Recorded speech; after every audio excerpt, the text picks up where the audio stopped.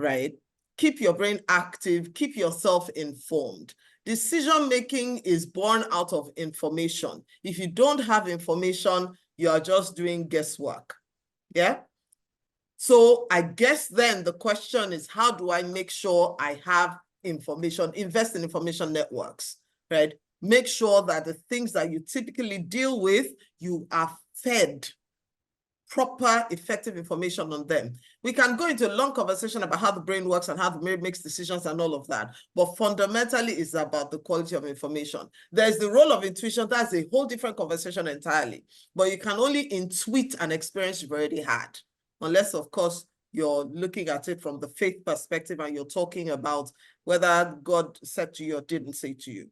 But generally speaking, you can only intuit an experience you already had in the past, which you may not even be able to point to directly, right? You can only have an intuition within that context. So prompt decision-making is a function of how much information or the quality of information you have on issues. That's it, amongst other things. But that's all we probably can say here.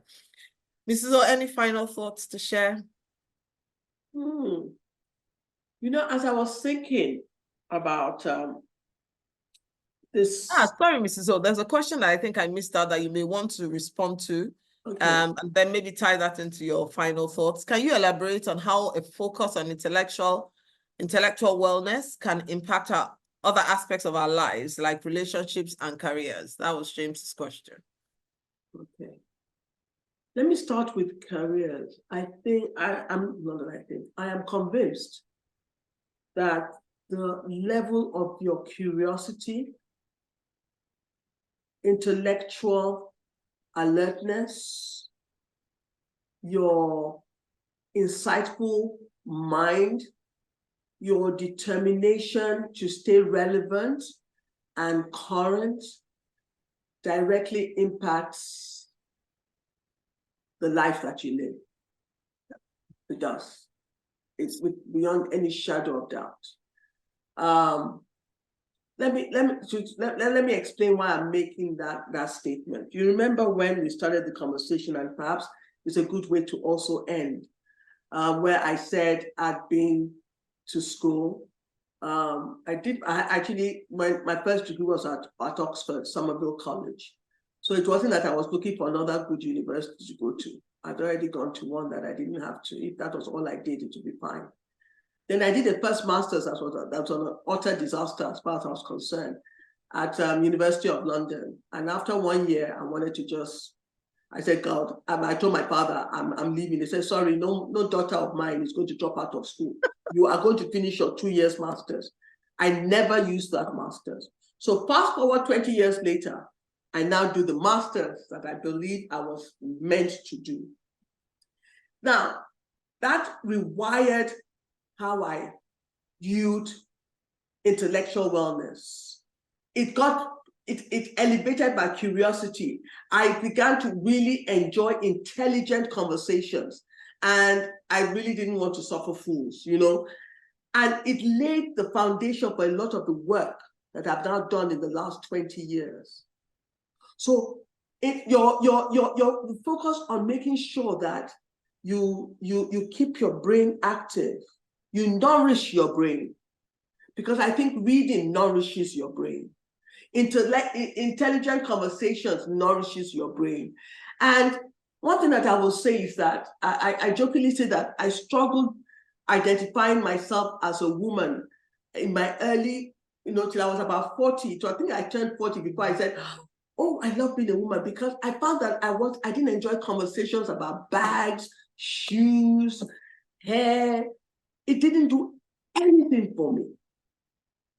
But if you were going to talk about intelligent stuff or what you're doing that is changing the world, you got my creative juices, my intellectual juices moving. So that 1 year that I did at London Business School helped me to, I came out feeling there's nothing I cannot do.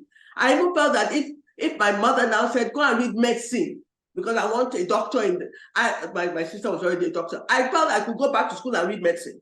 I could take it on and I would do well. What has happened? I believe that my brain was forever rewired because of that decision I took for 10 months. So it now put my career, I now diverted into different things. And I find that I can easily do 5 things simultaneously, right? It increased my intellectual prowess. How did it affect relationships? And that's where I'm going to close. It strengthened my relationship, especially with my children. My daughters are very clear. I taught them to read. I don't know where I was reading. I was reading to my children from when they were 1 month old. I mean, early weeks. But I didn't know, nobody taught me that reading to them was going to have the impact it has had on them. I was just reading to them. And I remember a friend coming when my daughter was 6 months old and gave her a book that turned it upside down. And my baby turned that book right side up. She knew it was upside down. My friend almost passed out. It was because I'd been reading to her. And they write, they know words that I do not know. My first daughter used to study the dictionary. She used to read the dictionary as part of her pastime. The words that she has is unbelievable. But where am I going? It's strengthened because of that intellectual, that emphasis. Even with my children, it strengthened their capacity. And for those of you that are parents, one of the things I did was to wean them off television, because I found too many children were spending too much time in front of TVs. And I want you to be able to control your watching of TVs. Absolutely. There's nothing that should control you. If that's one thing you take from this, nothing should control you. So if you don't know how to turn off the TV and do something else, there's an issue there. You're addicted. Social media should not control you. Your telephone should not control you. So I taught my children to learn how to turn off the TV. So Monday to Friday, no more TV, only at weekends. It enhanced relationships with them. And then the friends that I've said, cafe, somebody once teased us that we know how to set up that is almost like raise altars in cafes. That's my favorite thing. Anywhere I go, I discover new cafes and I sit there for hours, but it's intellectually stimulating, great conversations. And there's a plan that one day perhaps to open a reformers cafe so that when you come in, you're going to hear somebody who's going to be talking like a Dr. Yetunde will be telling you some crazy, smart, new things. And Ayodeji will be sharing some, something innovative that is doing with better life. So perhaps one day that dream will come true. And so on that note, I'd like to say thank you very much. I hope that with the data, the evidence, the things that we shared, that you've been intellectually stimulated. Absolutely. I'm thankful that you showed up at this conversation. Can I just say one final thing, Ayodeji, and it's connected to something she just said.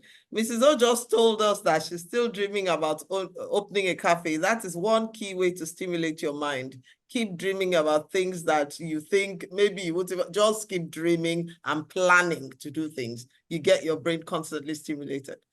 And to help you, apart from the cafe, it's only dawned on me that it's past 20 years since I did that master's.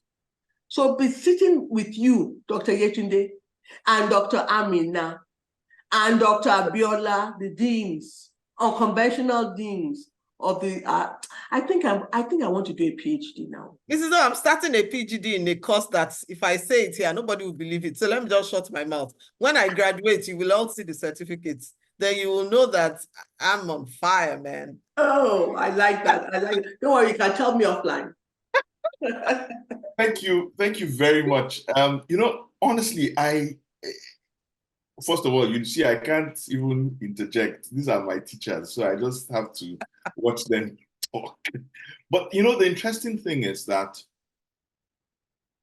about a year ago, when we started effectively going about better life, and we knew that we were going to do webinars on the 8 domains, about a year ago, when I looked at intellectual wellness, I just put Mrs. Alero Aida Otobo. I just put it there. And it took me a while to get her to be here with us. But now, just engaging her when we started talking about being here with us this evening, I realized that she is intellectual well-being personified. Yep. So it's a life she lives. And just listening to her, you know, is incredible. I mean, I am pleased that I'm not the only one here. You know, all my children are here. My wife is here. Oh, nice. So now my children can understand why they didn't watch television in term time. Now they're adults, but you know, at least they're hearing that it's not done by crazy parents. But another thing was, it took some time to know who to work with Mrs. Otobo. And I'd first gone on the wild goose chase, and then I see my brain just reset that, but Dr. Nibaba is here, and you know, these are people that feel very comfortable, you know, doing stuff together. And I'm really pleased. I really, really appreciate the time you've spent with us. I really appreciate it. I know that it's a benefit I enjoy as an alum of the School of Politics, Policy and Governance, but I don't take it for granted. And I encourage those of you who are here, go and find out about the school. It was a crazy thing I did the year I turned 50. I just thought, what can I give Nigeria? And I thought, if I must give Nigeria something, then I must learn, you know, what governance is about. And I came by this institution, and it's been one of the best decisions I've made in my life. And I said it at the beginning of this meeting or this conversation, how it also impacted, you know, the way Better Life is today. So thank you very much for your time. I really appreciate it. Thank you, participants, for being with us. And I believe that you're taking away certain things that you can use to improve your wellness, your intellectual wellness state. Thank you very much, and have a good evening. Bye-bye. Bye-bye. Bye-bye.